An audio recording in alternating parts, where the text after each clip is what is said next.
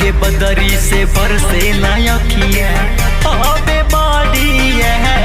हो तोहर आगे बन के भिखारी करी जन फरियाद हो के बदरी से बरसे नायकिया अबे बाड़ी हो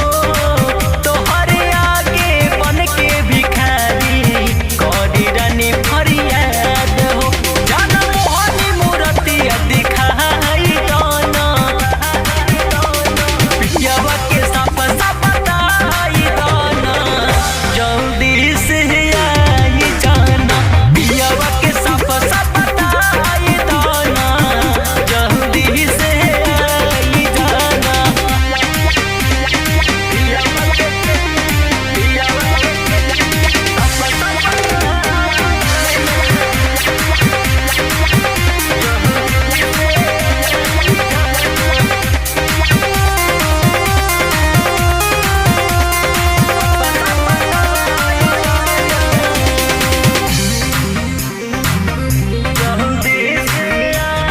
मीठी तो हर बतिया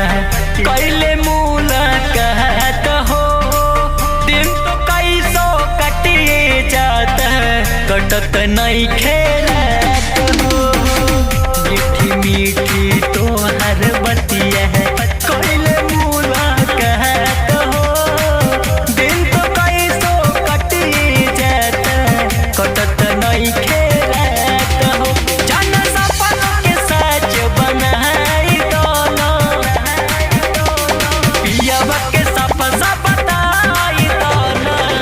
जल्दी से आई जाना पियावा के सपना आई जाना जल्दी से आई जाना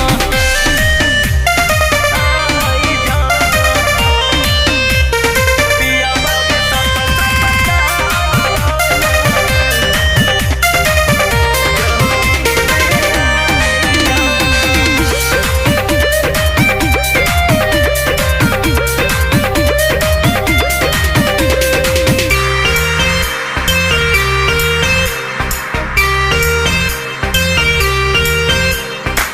चारों ओर बहमोर अंधेरा दिखे न के हरो दीप हो तोहर बिना आधा अधूरा बाट जन